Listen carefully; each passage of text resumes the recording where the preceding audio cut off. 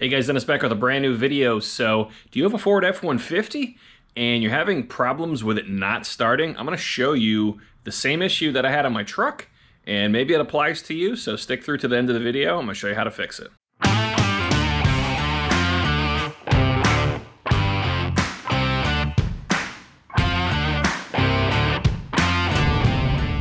Alright guys, so the symptoms my truck had when I went to go start it, I was leaving work and I normally hit the remote start when I'm across the parking lot just to kind of let it warm up for a second before I get to the truck, and it didn't start. Normally you can hear it start and see the lights come on. The lights came on, but the truck never started, and then the horn proceeded to beep, and I thought that was a little strange. So I got into the truck, I put my key in the ignition. Alright, so I'm in my 2018 F-150 and I come out and the truck will not start. You could hear the fuel pump come on. The engine wasn't turning over at all. So I figured, okay, starter relay or a bad fuse or something like that. So I proceeded to open up the fuse box cover inside the engine compartment. So on the 2018, it's behind the battery on the passenger side under the hood.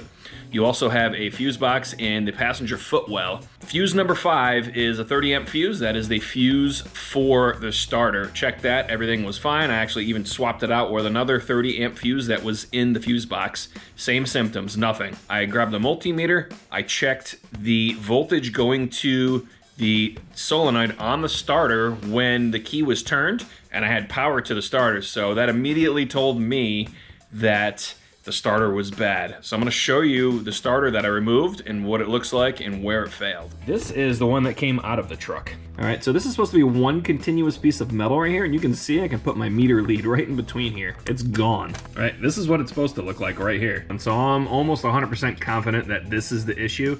All right, so the first step to changing out the starter is to remove the negative terminal on your battery. You wanna disconnect that, because if you touch that positive post on the starter to the frame of the truck on the bottom, you're gonna get a nice surprise. All right, so this is where the starter is mounted under your truck, and there's 2 bolts that hold this in. One of the bolts goes to a bracket for a transmission cooler or an oil cooler line, and these are 13 millimeter. Getting the old starter out was a little bit of a bear. You have to unwire it before you remove it. Here are the wire terminals here. I'm gonna have to definitely clean these up. To get the starter in, you can actually bring it through this fiber guard here on the other side of the cross member. It won't fit through the front here unless you pull the sway bar out. So we just want to make sure our wires are out of the way so we don't pinch them or damage them. And it's a really tight fit. I'm actually working on the ground, so it can be done. Just be forewarned that it's a pain in the butt. And you're probably gonna cuss a little bit to be able to get this thing in here. I'm gonna give you a little close up here. So once that's in, that is the side that you want the solenoid on. You want it on the passenger side. So we're gonna install our bolts now. We wanna put some anti-seize on here. To be able to tighten these bolts up, you want a 13 millimeter deep socket. And we're just gonna go back and forth a couple times. All right, this one's good. All right, so now that we have our 2 bolts tightened, we want to slide this bracket over here. All right, so we have this little nut that needs to go back on, and that is a 10 millimeter. And that just holds this bracket on here for the cooler line. Now, our next step is to reconnect our wiring onto the solenoid. Before we connect our wiring, we obviously want to clean it up. So I'm just gonna use one of these stainless wire brushes here, and it should get rid of all the crud pretty quickly. So you can also use like some sandpaper, but the wire brush seems to just fit in all the little nooks and crannies on here. All right, and you want to clean this up the best you can. This is the high amperage connection for the starter directly from the battery. All right, so before we put this on, I want to use some dielectric grease.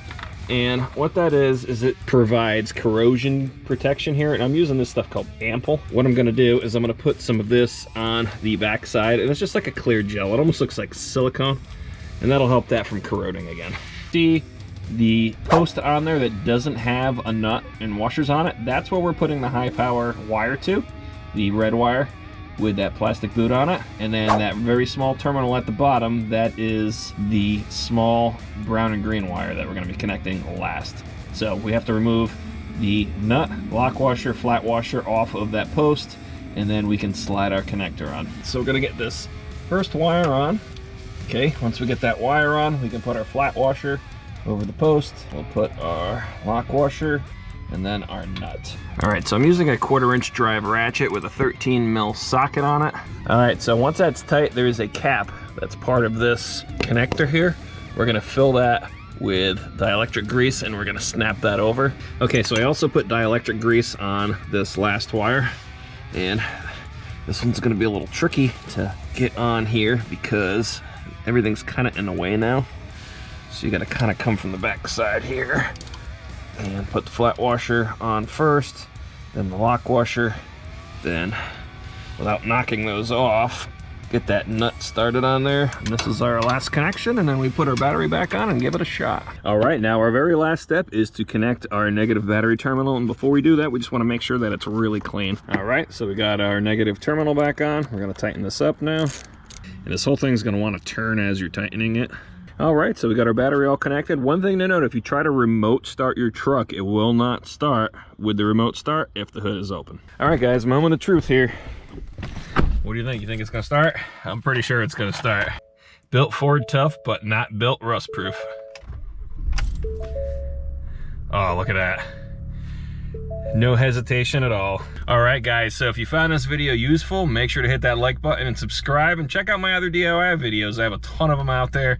I also have some other Ford F-150 videos, like oil change, and a couple other ones too. So go check those out. Thanks for watching. Until next time.